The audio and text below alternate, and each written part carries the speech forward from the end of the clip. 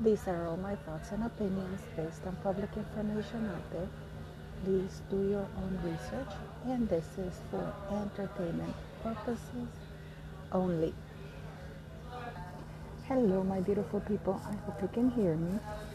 I'm on my way to Oslo. I just wanted to do this quick video about Meghan Markle and her pregnancies. Yankee Wally talked about it some. I hesitated about doing it a while back because I get so much hate. I don't want to incur more hate. But actually, now that Yankee Wally has talked about it, and please go check out her video, I can talk about it. And this is because in the recent, Meghan Markle was defending herself again in recent because of the recent court things, right? And she's saying how she went to the defense of her five friends. Her five friends' reputation was more important than her own father's. Now, keep in mind that her five friends had just trashed her father and disclosed very private information, not only about her letter, but also his.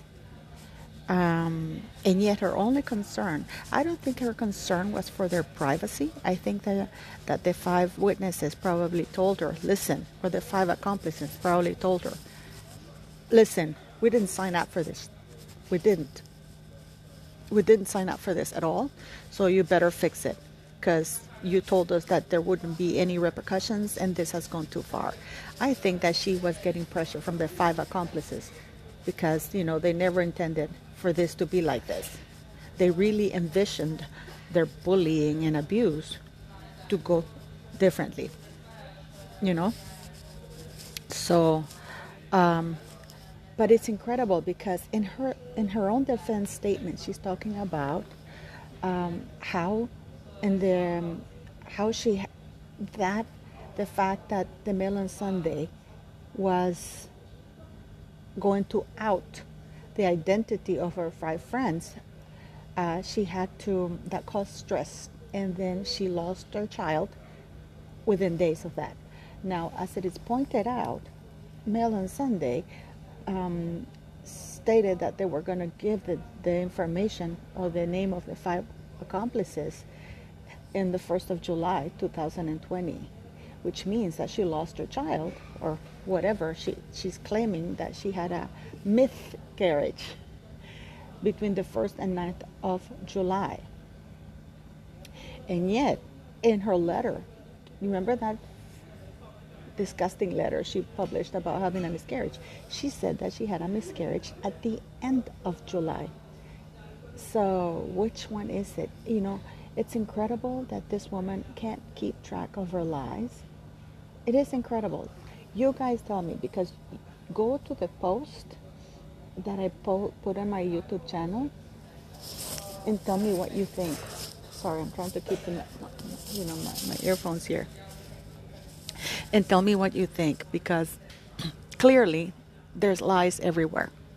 One of you guys asked me, maybe it'd be easier for Meghan Markle if we can pinpoint when she has told the truth. Well, she told the truth as to who her parents are. You know what I mean? That's the only real thing that we know of her. Now, I was having a conversation with Pirina, and she stated that Meghan Markle, and many people say, she was embarrassed of her father and her family. I don't think so. I really disagree with that. I really, because, every time she would praise her father, never her mother, only her father. She went in, when she did that UN, whatever you want to call it, speech, and she said that what the world needed was men like her father who empowered women.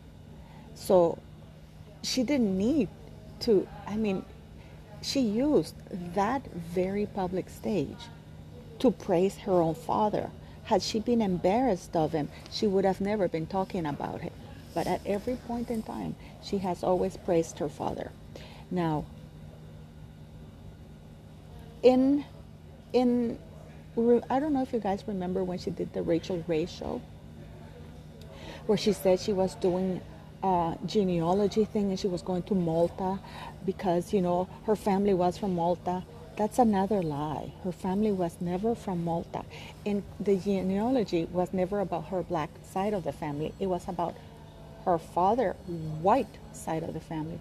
And she went to Malta because Mr. Markle's grandparents had gone from United Kingdom and Ireland, I think, to Malta, looking for jobs, for a better life, because they were not they were having a hard time in England and in Ireland.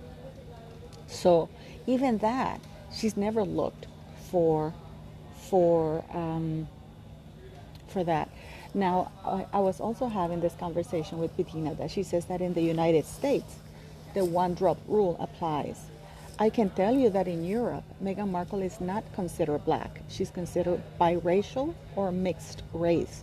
She would never be considered black. She's biracial or mixed race, because calling her black would be racist, because then you're denying her heritage, and her heritage is black and white. So the United States is the only country in the world that would call her black, you know. So I don't know. So, but going back to her pregnancies, what do you guys think? What do you guys think? I mean, her pregnancies, to me, and I've had this conversation with people. In that red dress that she wore to the New York pretend gala thing. She just gave birth to a child, right? I think the kid was born in June, supposedly. I assume that if she's any type of mother, unless there's something seriously wrong with her, she's breastfeeding, right? We know that when Archie was born, while the child was being very small, she took a plane across the pond to go see Serena Williams play. It wasn't an emergency. It wasn't anything that was vital nor important, but she wanted to be present there for PR, for people to show, to create press. But she abandoned her newborn infant to fly over. And the reason why I'm bringing this up is because if you look at that red dress, many people have pointed out that she has nothing on the top part of the chest. This is a woman, and we all know this because, if you're a female, you know this. Even the Duchess of Cambridge, you know that she doesn't have a huge chest. When she gave birth to her kids, for the first year almost, you can see that her boobs were, when you have milk in your breast, right? And yet she has none. She has none. I can tell you that my breasts were working boobs because I was breastfeeding my kid. And the thing is that I'm sorry, this is really bothering me. And the thing is that you have milk, so your breast, you have boobs, and yet she has none. And it was the same with Archie. It was the same with Archie. So unless she's refusing to breastfeed her children, a lot of people have also asked me, well, wait a minute, they're going all over the place. It is not necessary travel. They're not royalty. They're not on any official visits. Why are they leaving their children behind? To me, it's because Meghan Markle sees the children as props and as chains. Chains because she has chained Harry, or she has, it's like an insurance. Now she has insurance. She just sees her children as insurance. But these are all my thoughts and opinions. She sees her children as insurance now, that no matter what happens, guys, because no matter what happens, people, she will get money for the kids unless she loses the children in custody. She will get alimony. She's in California, and we all know that. Now, for the last time, I will tell you this. The Queen, Harry's titles are not the same as real dukes or anything, because they're only honorary titles. He doesn't own any land. For example, the Duchy of Cornwall, Prince the Prince of Wales, Charles, he's the Duke of Cornwall. He has land, the Duchy of Cornwall. Whereas Harry, there's no duchy attached to that title. It's just an honorary title. Okay? So the Queen can perfectly take those titles away. Now, another thing that I will tell you is that people say, oh, he was born a prince. Let's not forget that the Duke of Windsor was also born a prince, and yet he died a duke. Okay? He lost that title. He didn't die as Prince Edward, the Duke of Windsor. He died as the Duke of Windsor. And his title was extinct with his.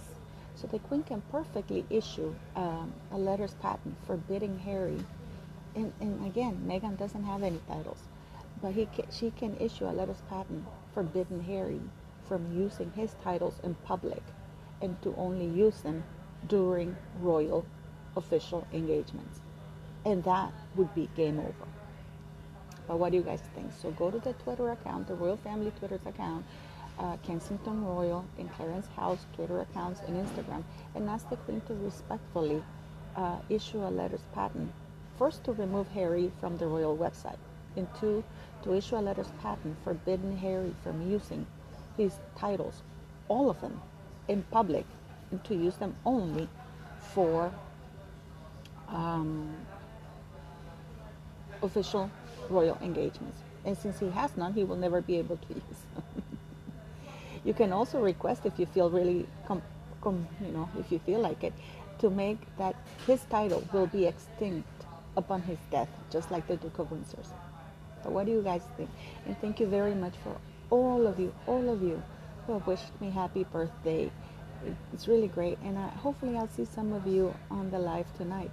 Thank you guys, and you have a wonderful day. And please like, share, and subscribe, and I do look forward to your comments.